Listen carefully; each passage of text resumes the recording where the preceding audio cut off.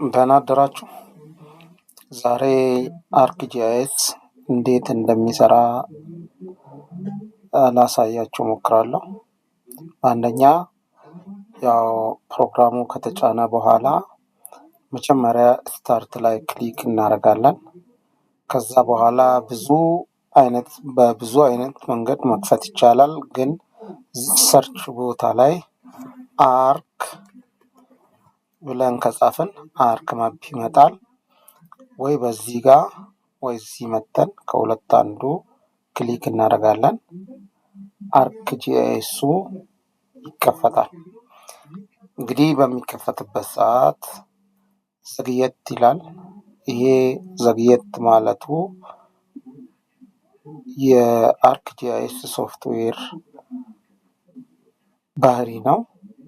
እስኪከፈት ድረስ እንጠብቀዋለን። ልክ ከተከፈተ በኋላ እንግዲህ ምን አይነት ኢንተርፌስ ወይንም ምን አይነት ባህሪ እንዳለው እናያለን አብረን። ስለዚህ አርክጂአይኤሳችን እየተከፈተ ነው። የኔ ፕሮግራም ወይንም በኔ ላፕቶፕ ላይ ያለው ፕሮግራም አርክጂአይኤስ 10.8 ነው።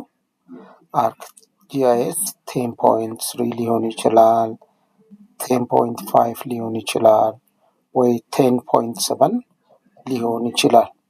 ኤኒዌይ በኮምፒውተሮቻችሁ ላይ አርክጂአይኤስ ተከፍቶ ታገኛላችሁ።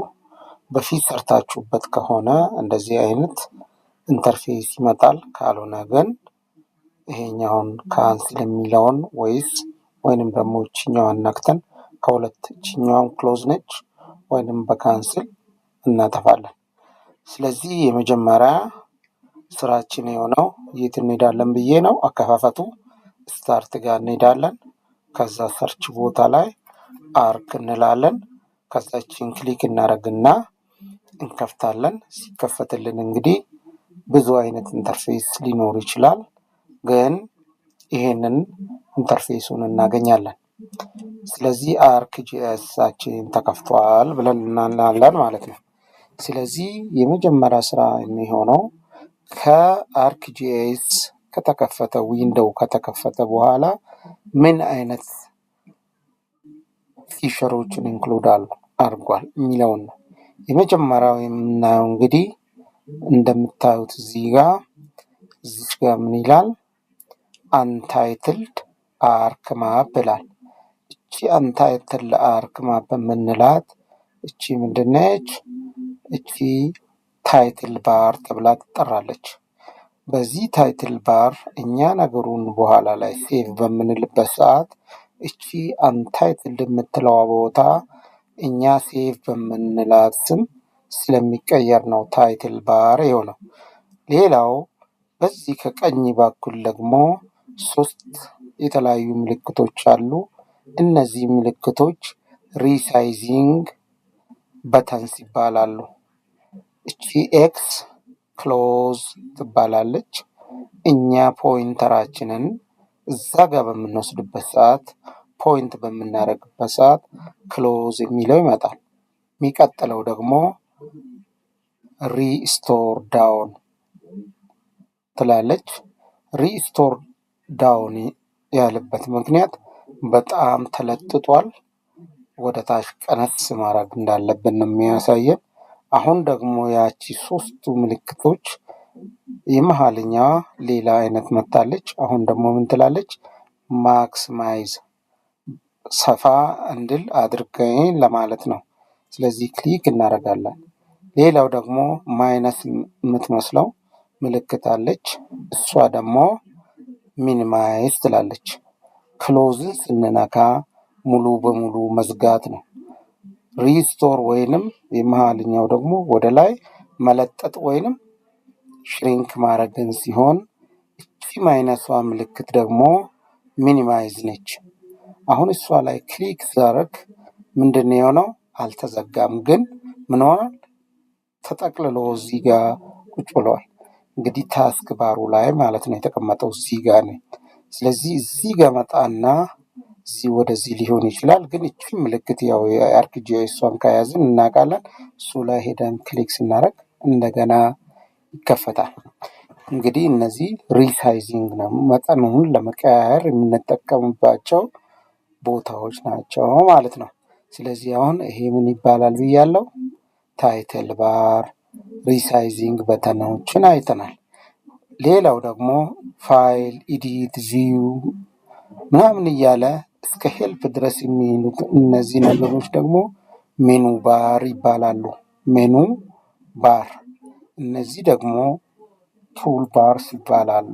ቱል ባሮች ለምሳሌ እዚህ ጋር ስናመጣ ዙም ኢን፣ ዙም አውት፣ ፓን፣ ፉል ኤክስቴንት፣ ፊክስድ ዙም ኢን፣ ፊክስድ ዙም አውት እያንዳንዱ ስም አላቸው። ሰሌክት ኤለመንትስ፣ አይደንቲፋይ፣ ፋይንድ እያሉ ጎቱ ኤክስ ዋይ ኮኦርዲኔት እያሉ የሚሄዱት እነዚህ ደግሞ ምንድን ናቸው? ቱል ባሮች ናቸው። እያንዳንዱ የተለያዩ ስሞች አላቸው ማለት ነው። ሌላው ደግሞ እችኛዋ ነች። እዚች ቦታ ቴብል ኦፍ ኮንተንት ትባላለች። ካያችሁ ቴብል ኦፍ ኮንተንት እኛ የምንሰራቸው ነገሮች ልክ እንደ ቴብል ኦፍ ኮንተንት ከሌየር ስር ይደረድሩልናል። ስንከፍታቸው በኋላ ላይ እናያለን። ግን እቺ ታይትል ባር ቴብል ኦፍ ኮንተንት ትባላለች። እችኛዋ በዚህ ጋር የምናያት ደግሞ እችኛዋ አርክ ቱል ቦክስ ትባላለች።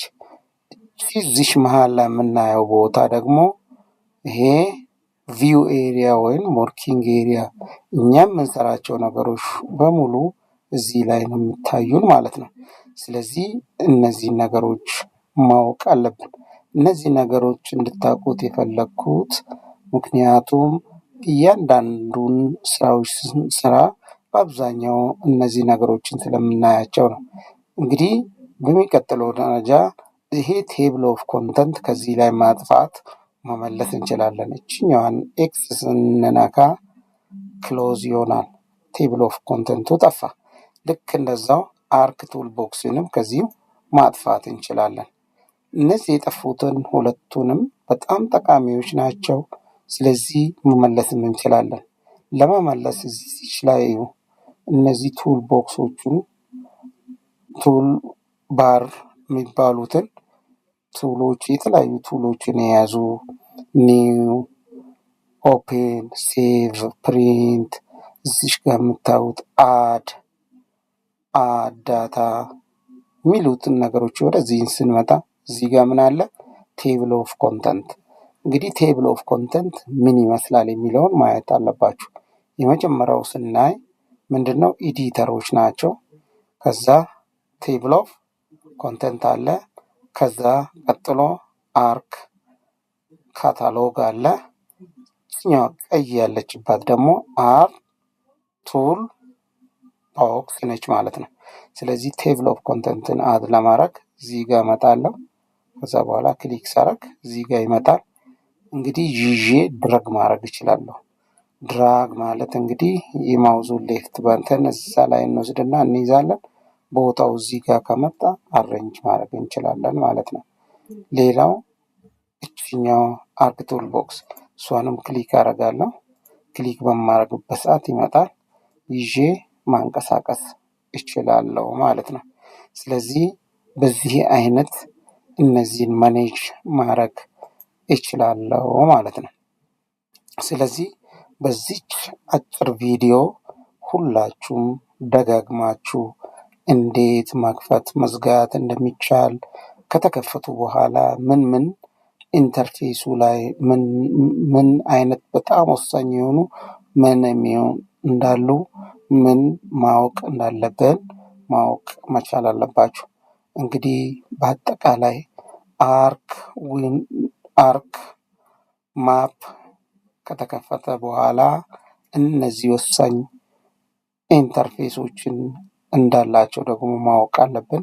ሲምፕሊ በዚህ ያክል ማኔጅ መደረግ አለበት ብዬ ነው ምለው።